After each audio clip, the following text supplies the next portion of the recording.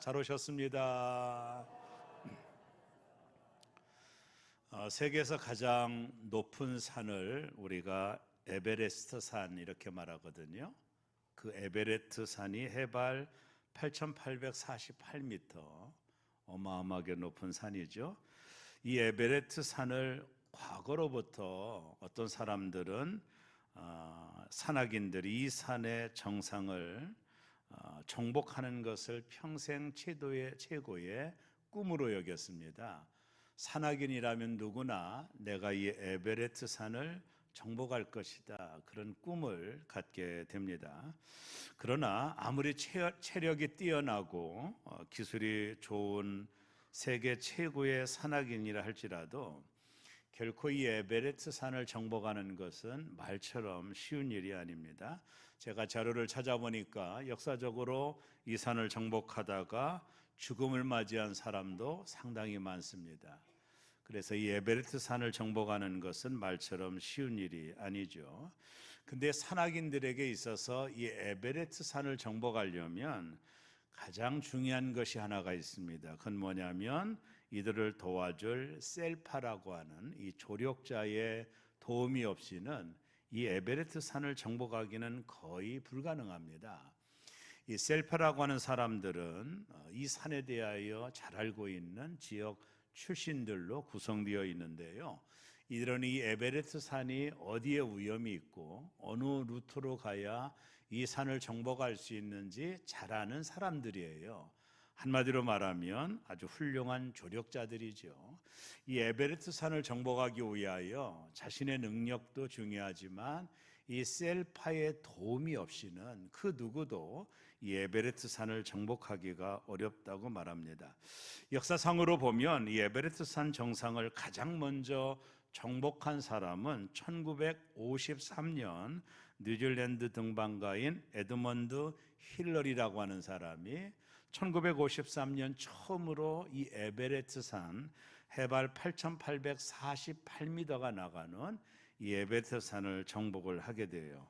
하지만 그가 인류 최초로 정상을 정복할 수 있었던 이유는 그의 곁에서 도와줬던 키가 좀 작은 셀파였던 텐증 노르가이라는 사람, 이 사람의 도움으로 인하여 이 에드먼드 힐러리가 에베레스트 산을 정복을 한 거예요.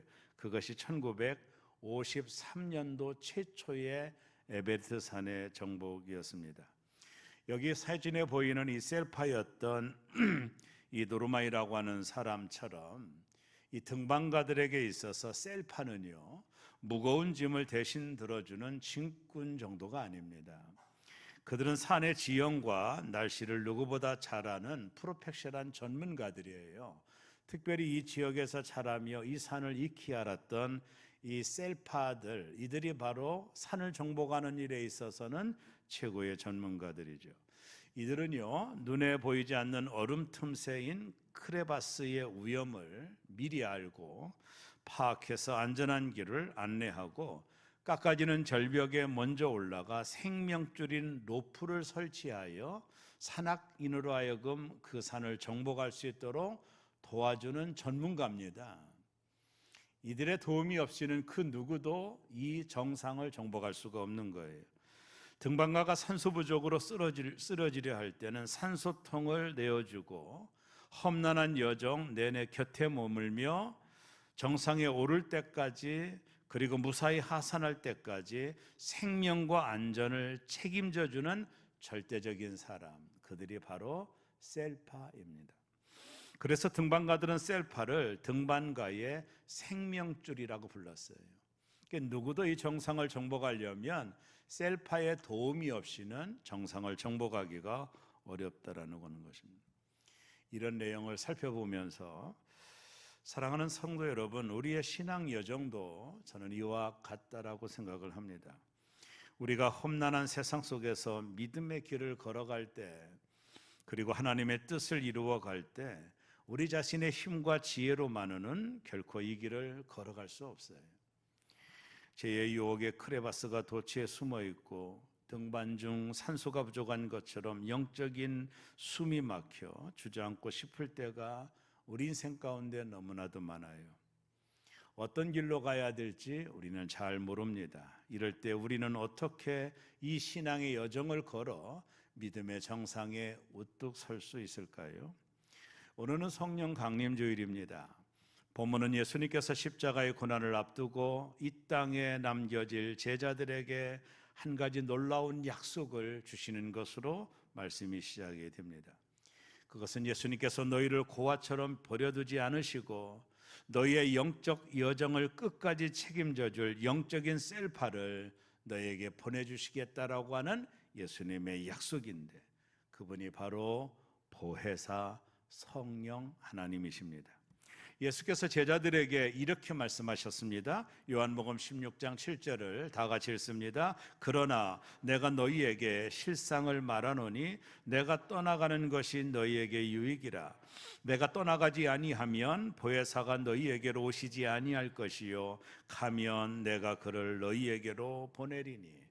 예수님은 제자들을 떠나 하나님 우편에 앉으실 상황이 다가온 것을 보고 제자들에게 말씀하시기를 내가 너희를 떠나는 것이 너희에게 유익이다. 조금 역설적인 말씀을 주님이 하셨습니다. 왜 예수님이 떠나는 것이 너희에게 유익이라고 말씀하셨느냐 하면 예수님이 떠나야만이 성령 하나님이 너희 가운데 오시기 때문이라는 거예요. 그 당시 예수님은 시공간의 제약을 받고 계셨죠.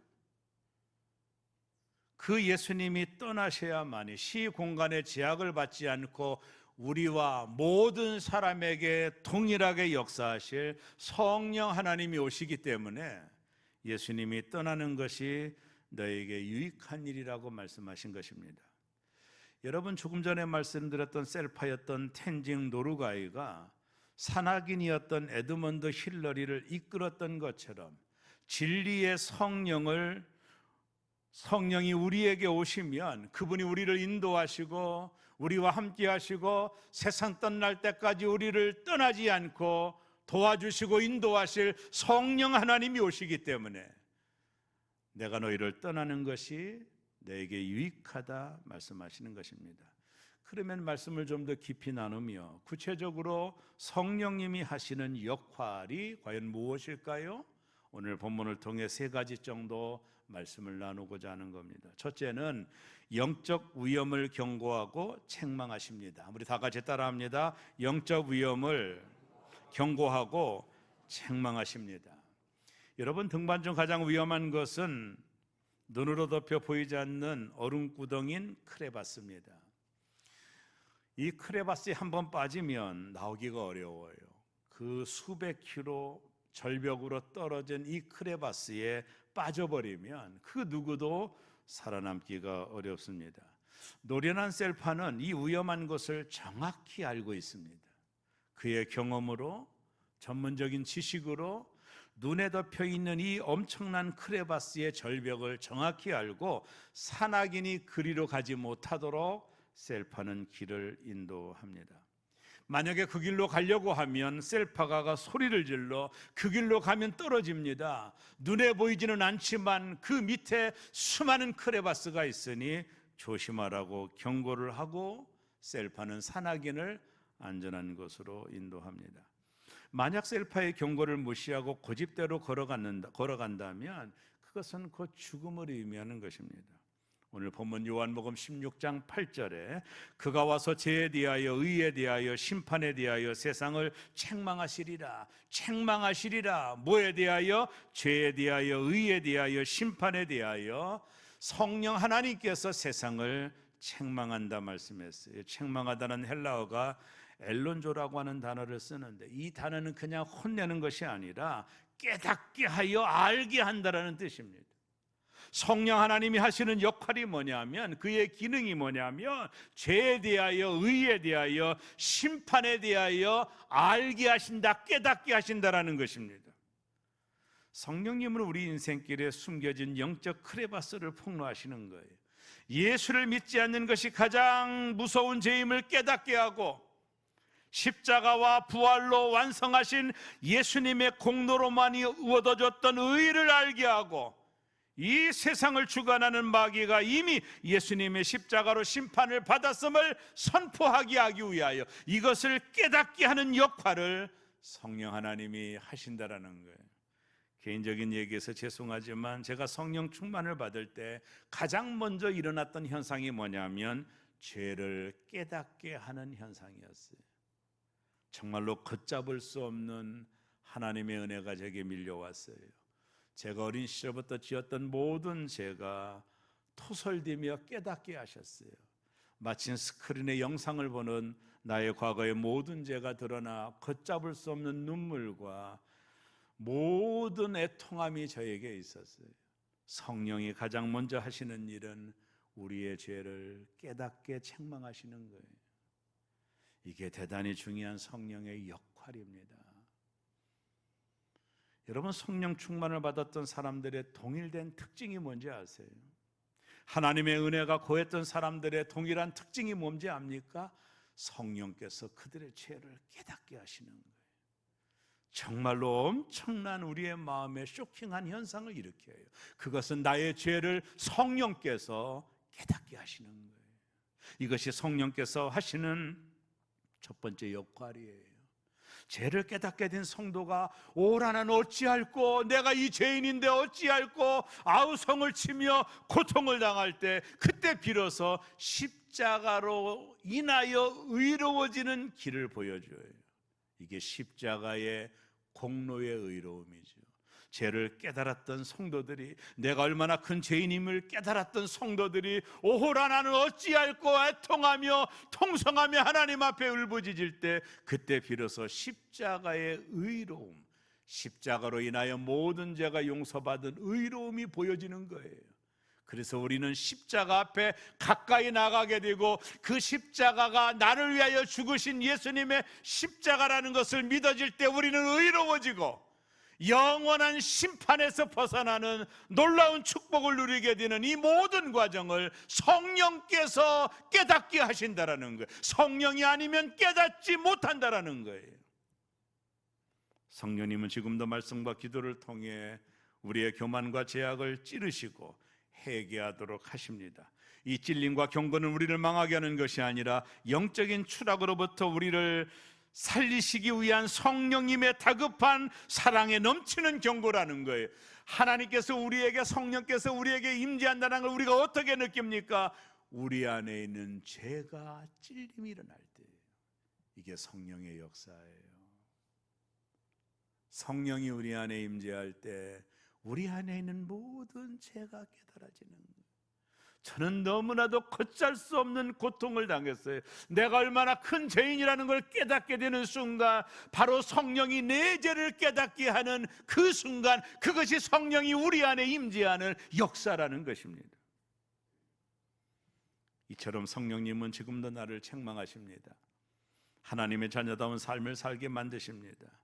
오순절날 베드로의 설교에 성령의 역사가 일어났죠. 많은 사람들이 이렇게 고백을 합니다. 사도행전 2장 37절에 보면, 형제들아 우리가 어찌할꼬 하거늘, 성령이 죄를 깨닫게 하는 순간에 베드로의 설교에 가슴이 찔리고 우리가 어찌할꼬 말하는 순간에 베드로가 뭐라고 말합니까? 회개하고 성령의 충만함을 받으라.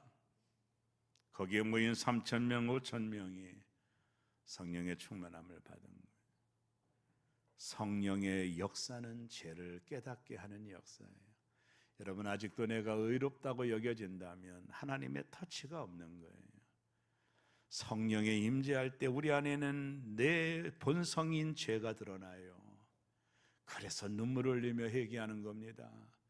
그러므로 인하여 내가 의로워지는 겁니다. 이것이 하나님의 은혜입니다. 성령님이 나를 책망하는 은혜입니다. 내가 의로운 자가 되도록, 내가 구원받아 심판에 이르지 않도록 성령은 지금도 내 마음을 놓고 합니다. 내게 은혜를 줍니다. 죄를 깨닫게 합니다. 내 안에 죄가 깨달아지는 역사가 있다면 성령이 하는 역사예요. 그것이 없다면 나는 교회 나오지만 아직도 성령의 능력을 경험하지 못하는 거예요. 습관적인 신자가 될지언정 내 안에 죄의 깨달음이 없고 나는 여전히 의롭다고 생각한다며 성령의 역사를 경험하지 못한 거예요. 폴 트립이라고 하는 사람의 책을 좋아하는데요, 그가 책에서 이런 말을 했어요.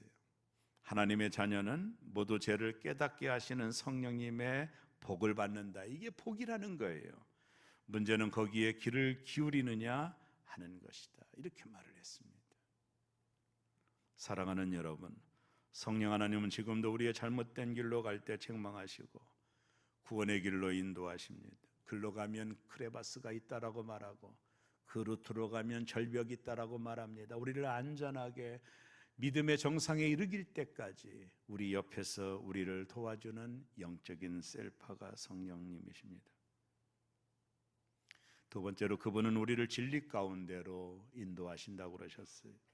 삶에는 수많은 갈림길이 있고 안개가 끼고 눈보라가 치며 어디가 어딘지 알 수 없는 우리 인생길에 셀파 되시는 성령께서 흔들림이 없는 나침판과 지형을 보며 가장 안전한 길로 우리를 인도하신다라는 거예요.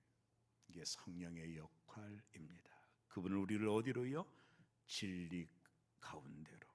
오늘 요한복음 16장 13절이 이렇게 말하죠. 그러나 진리의 성령이 오시면 그가 너희를 모든 진리 가운데로 인도하시리니.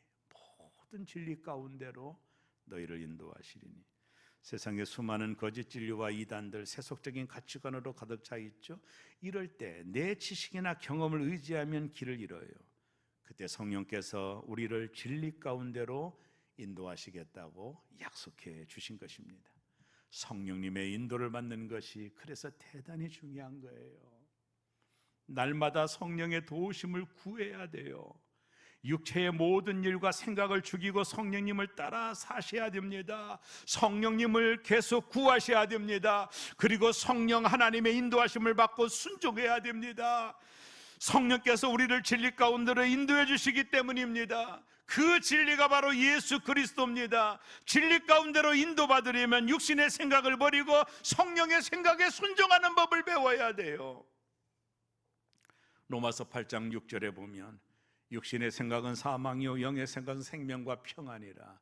신앙생활을 가장 행복하게 하는 비결, 믿음의 정상으로 가는 최선의 비결이 뭔지 아십니까? 우리 안에는 육신의 생각이 있어요.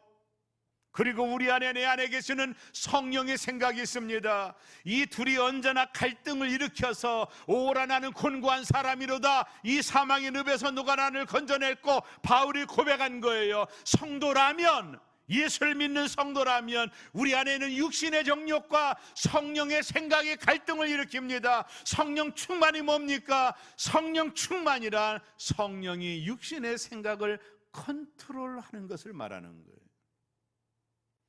주일날 교회 가야 되는데 육신의 생각은 야 놀러 다녀라고 말하거든요.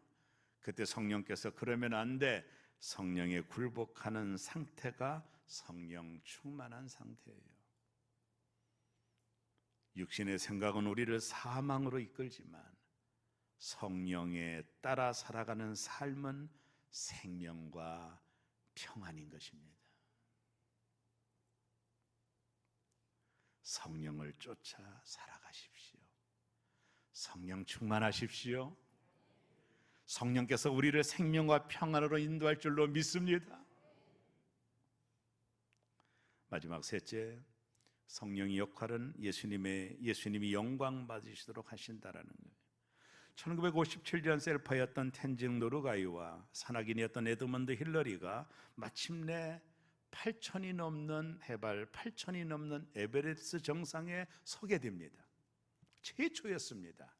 셀파였던 노르가이는 자신이 먼저 정상에 섰음에도 한 걸음 뒤로 물러서서 등반가인 에드먼드 힐러리가 먼저 정상에 오르도록 양보를 합니다. 위대한 셀파는 결코 자신의 공로를 내세우지 아니해요. 오직 등반가가 영광을 얻도록 도와주는 거예요. 성령님의 역사도 마찬가지예요. 오늘 본문에 예수님께서 요한복음 16장 14절에서 이렇게 말했거든요. 성령께서 내 영광을, 예수님의 영광을 나타내리니 그랬거든요.